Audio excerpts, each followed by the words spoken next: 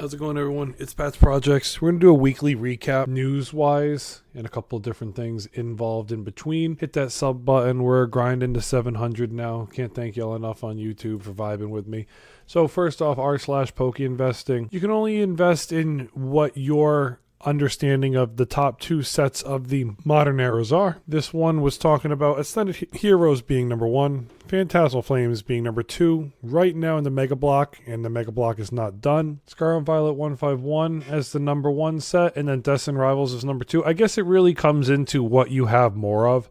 If you were here during the big early waves of 151, everybody's going to push 151 as the top dog. If you were here during the waves of Prismatic, everybody's going to push Prismatic as the top dog.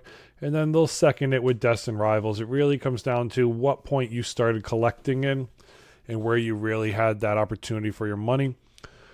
I think in Sword and Shield era, everybody can agree. It's Evolving Skies 1, Fusion Strike is number 2. But that's what's funny about the Scarlet and Violet block. If you threw darts at a board, you've got Prismatic 151 and Destined Rivals, and on any given day, you could just go walk onto YouTube or scroll onto YouTube and see that somebody else is talking about a different set. Mega Evolutions block, though, Ascended Heroes is very strong right now, especially with the God packs. Phantasmal Flames did a lot better than people predicted. The Charizard's holding strong, and that's huge for it coming out. There's going to be a couple more sets. Look forward to the Greninja set. Look forward to the Rayquaza set towards the end of the year. If you're looking for Mega Block and you're looking for a winner, it's never a bad thing to pick up 4 to 6 ETBs or just one ETB case. It's much easier to store. 2 Pokemon Center ETBs. 4 is not the end of the world, but 2 to 4. And then every booster bundle you can get your hands on, ideally somewhere in the range of 5 to 20. That's like storing 20 booster bundles is never a big issue. It doesn't take up much space. When you get above that, that's too much. In the booster bundle, when you come into like the case of them, if you just get the regular, you can get 10 of them in one case, and then there's your 20 right there. Just get 2 cases. So you have to make those plays where and how you can. Now, here's a funny one for you on r/Poke Investing. Which one to buy right now? Here's your 5 opportunities. Prismatic ETB, Mega Charizard UPC, Lost Origins ETB, Silver Tempest ETB, and Brilliant Stars ETB. And this one, just off the opportunity right now that presents itself, out of the ETB line, Brilliant Stars and Silver Tempest are like your bottom of the packs. Lost Origin might be that like third opportunity. If you had only one to buy right now with the idea that it's going to go up further in the future, it's probably Prismatic or the Mega Charizard UPC. If you look at where the 151 UPC went or the Celebrations UPC, those UPCs are dancing on the $700 to $1,000 line now. Mega Charizard has that 10x in it. Prismatic ETBs have also that opportunity for a 10x in it. It could be $1,000 ETB 5 to 10 years from now. I would say closer to 7 to 10 years. Prismatic ETB will hit that 1K mark.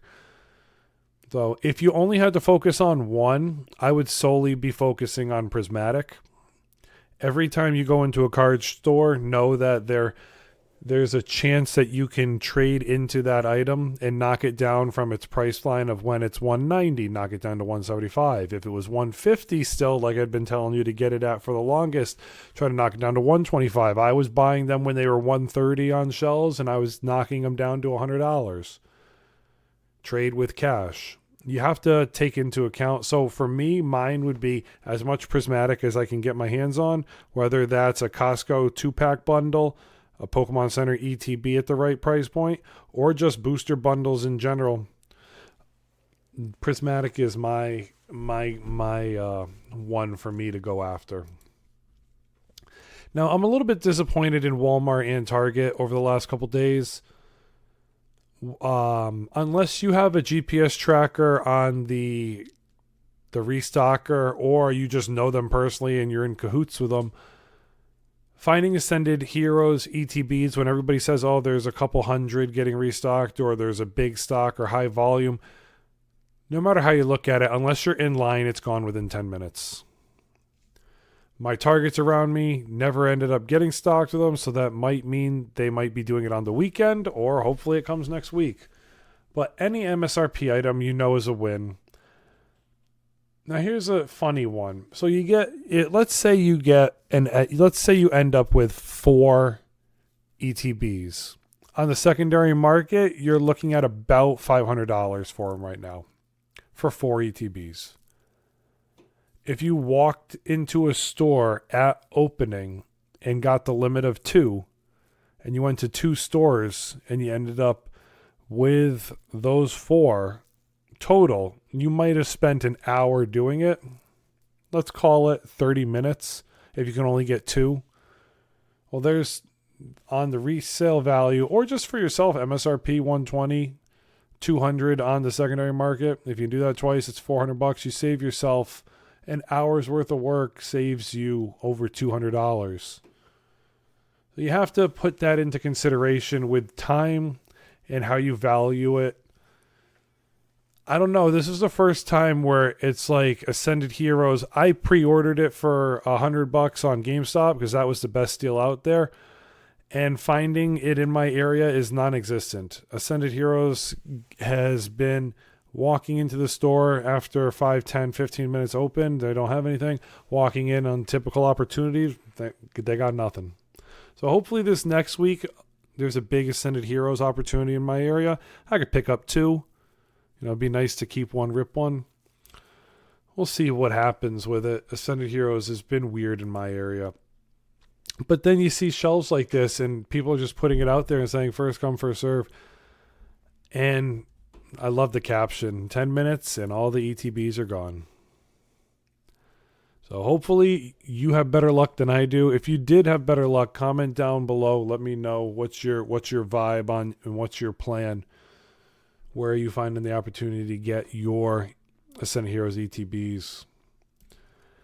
Unless you live under a rock, you know Pokemon Center Presents gave their projection, what's going on, what's happening in the whole marketplace, in the space.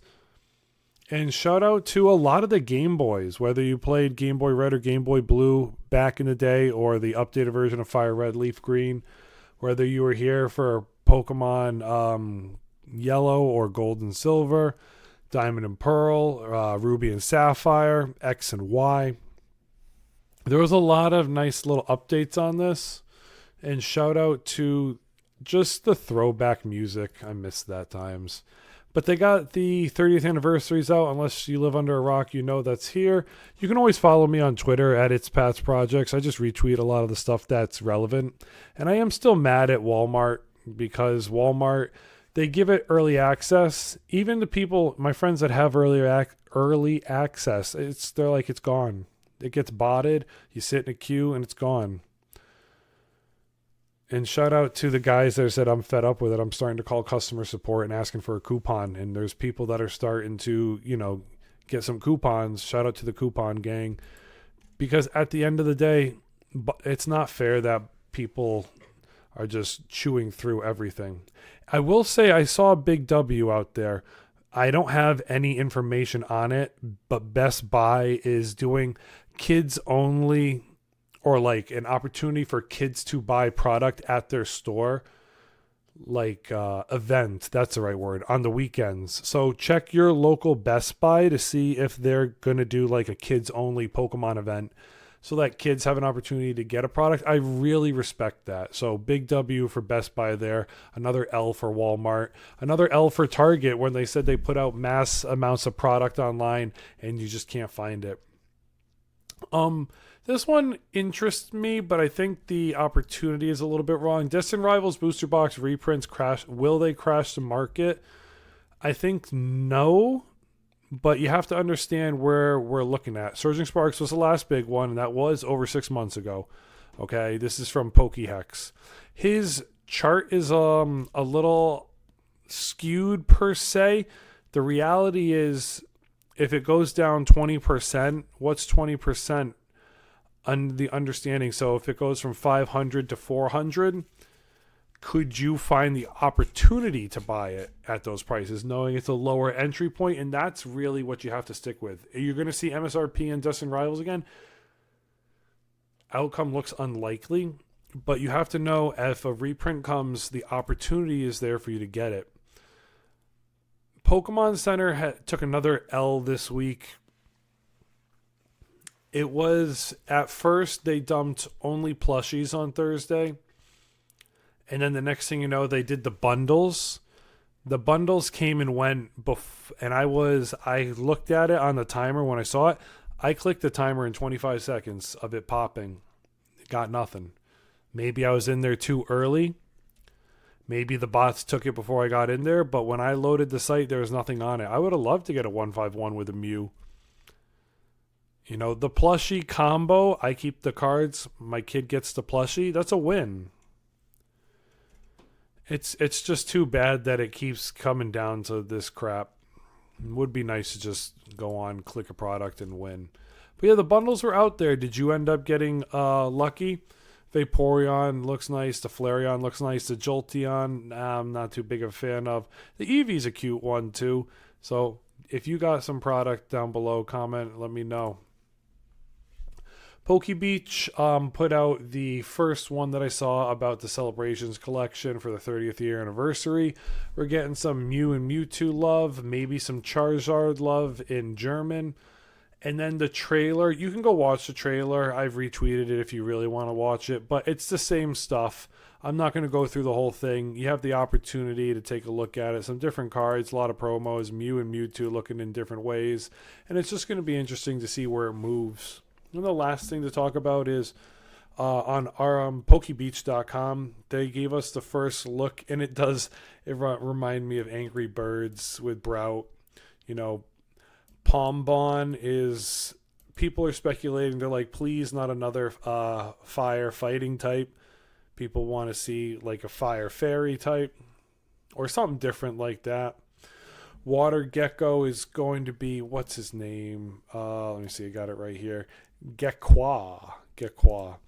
And so you can go look at it if you want. There's the Wind and Waves. It's going to be released in 2027. Definitely going to pick up a copy and play it with the wife, because it's fun to play the game still. We do like passing that time, as from time to time pick it up. I like leveling hard and grinding one Pokemon to 100, and she likes to just run around and catch them all. But that's, you know, to each their own how you enjoy playing the game.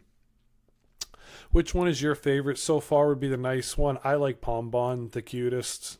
That's my take on it. But people seem to like the Gekwa and Brout maybe too. So, hey, it's Pat's Projects. I just want to say thank y'all for supporting me. The video is sponsored by nobody, and at the end of the day, I just can't thank y'all enough for hitting the like button and comment down below, because at the end of the day, you guys are my sponsors. So thank you all. Big dubs today. Until next time, everyone. Pat out.